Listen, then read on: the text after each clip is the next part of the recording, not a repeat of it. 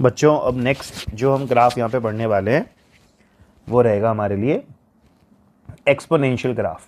ये भी यूज़ होता है जब हम कैपेसिटर इंडक्टर वगैरह में चार्जिंग वगैरह देखते हैं या करंट का ग्रोथ या डिके देखते हैं, तो वहाँ पे हम देखेंगे। तो एक्सपोनेंशियल कर्व्स जो हमारे लिए रेलेवेंट होंगे या जो हमें पढ़ने हैं वो देखते हैं। तो उसमें सबसे पहला कर्व मैं यूज़ कर रहा हूँ एक इक्वेशन जिसमें y लिखा है a कैपिटल कुछ नंबर e की पावर माइनस के एक्स। इसमें कैपिटल और के सब पॉजिटिव है, माइनस पहले से लगा दिया है। इस कर्व को बोलते हैं एक्सपोनेंशियल डीके। डीके से मतलब क्या है कि कम हो रहा है, और वो कैसे वो देखते हैं अभी। तो एक्सपोनेंशियल डीके कर्व की जनरल इक्वेशन ध्यान रखिए, कैपिटल ए ई की पावर माइनस के एक्स। इसमें आप ऐसे देख लीजिए कि एक्स की वैल्यू 0 पे देखें तो y की वैल्यू आएगी ए ई की पावर 0, ई की पावर 0 1 होता है, तो आंसर हो गया ए। एक मैं बोल देता हूँ कि जब x इन्फिनिटी को अप्रोच करेगा तो x इक्वल टू इन्फिनिटी नहीं होता, वो एक्चुअली x इन्फिनिटी को अप्रोच करना होता है, बट हम लिख सकते हैं अभी ऐसा।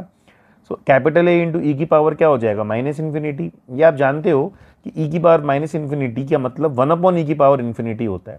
तो ई की पावर इन्फिनिटी तो अगेन एक लार्ज नंबर है, तो ए अपॉन इन्फिनिटी हो गया, मतलब ए कोई नंबर है लेकिन इन्फिनिटी से डिवाइड होगा तो वो अप्रोच किसको कर जाएगा, 0 को। तो बेसिकली एक्सपोनेंशियल कर्व के अंदर हम स्टार्टिंग और एक एंडिंग पॉइंट को डिफाइन करना चाह रहे हैं। देखा जाए तो कर्व बनाने के लिए तो और भी पॉइंट चाहिए होते हैं, ऐसे केवल स्टार्टिंग और एंडिंग या एंड पॉइंट से नहीं बनता कर्व, बट स्टिल मैंने इस तरह से शो कर दिया है अभी कि ऐसा रहेगा।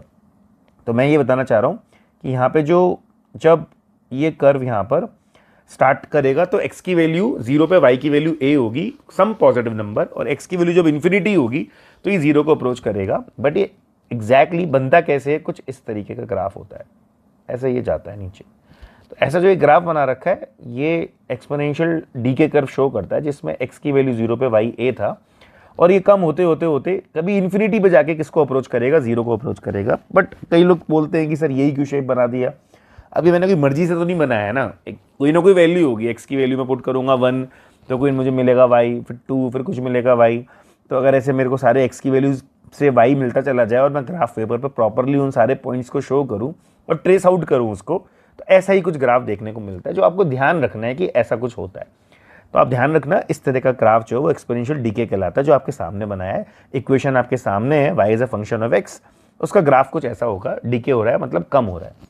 मैं एक एग्जाम्पल भी यूज़ कर लेता हूँ, बाकी वैसे ही एक्चुअल में यूज़ तो आगे चल के होगा कैपेसिटर वगैरह में, इंडक्टर वगैरह में, वहाँ देख लेंगे आप वापस से कैसा होगा। एक एग्जाम्पल मान लीजिए मैंने यूज़ किया, मान लो v इज इक्वल्स टू 6 ई की पावर माइनस 2t। तो ये जैसे वाई एक्स का फंक्शन है वैसे ही वी टी का फंक्शन है, वहाँ पे v मान लीजिए वेलोसिटी है, t टाइम है। तो इसके अकॉर्डिंग सोचे हैं, तो आप ज़रा बताइए ग्राफ का नेचर तो पता ही है, ग्राफ का नेचर तो क्या बनेगा, वही एक्सपोनेंशियल डीके है।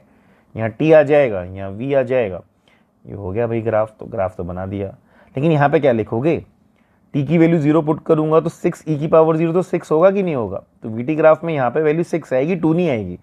तो ध्यान रहे a e की पावर माइनस के एक्स लिखवाया था जस्ट ऊपर अभी, तो उसमें आपने देखा कि भाई जो स्टार्ट हो रहा है कैपिटल ए से हो रहा है, तो यहाँ पे 6 लिखा है तो स्टार्ट 6 से होगा, और डिक्रीज होते होते कभी ना कभी किसी वैल्यू 0 को अप्रोच करेगा। तो ऐसा कुछ ग्राफ हमारे पास सामने वीटी कर्व भी बन सकता है।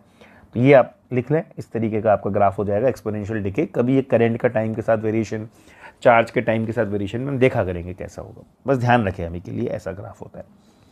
ऐसे ही एक और ग्राफ यहाँ पे होगा, आप लिख लेना इसको अभी तक यहाँ पे। नेक्स्ट मैं सेकंड लिख रहा हूँ, इसी में 2 ही ग्राफ हम एक्सपोनेंशियल में वर्क देखेंगे कैसे काम करते हैं। तो नेक्स्ट मैं नाम लिख रहा हूँ, दैट इज एक्सपोनेंशियल, या पहले इक्वेशन लिख देता हूँ।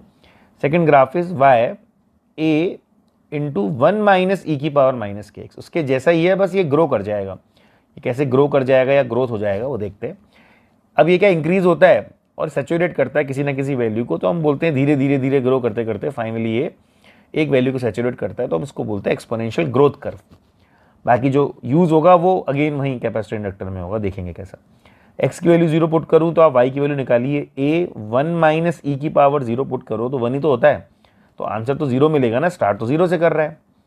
और इन्फिनिटी पे अगर चेक करता तो आप देखते a इंटू 1 माइनस ई की पावर क्या आ चुका है, माइनस इन्फिनिटी।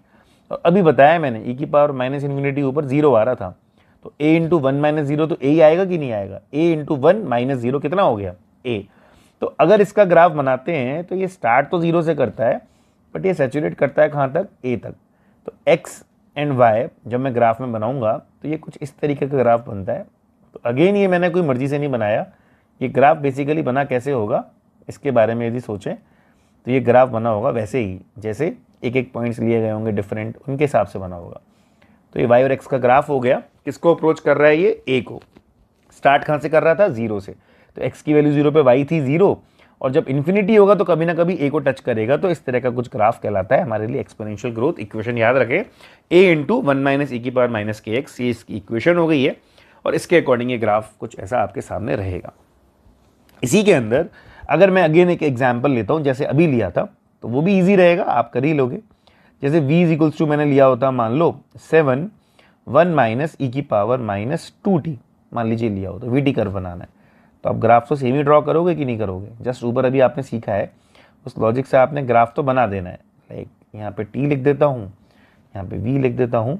सेम आपको सोचना है कि ग्राफ का नेचर तो वही है, एक्सपोनेंशियल ग्रोथ ही तो है, बट अप्रोच कहाँ तक कराओगे, 7 तक कराओगे कि नहीं, क्योंकि कैपिटल ए आता है। कैपिटल ए यहाँ पे कैसा दिख रहा है, 7 जैसा, इसलिए सामने वही ग्राफ मैंने वापस से बना दिया है। बस ये अप्रोच किसको कर रहा है यहाँ पे, 7 को, मतलब इन्फिनिटी पे जाके कभी ना कभी 7 तक पहुँचेगा। तो सामने ये आपके हैं, इसको नोट कर लें कि एक्सपोनेंशियल ग्रोथ है, उसके लिए इक्वेशन ऐसी होती है।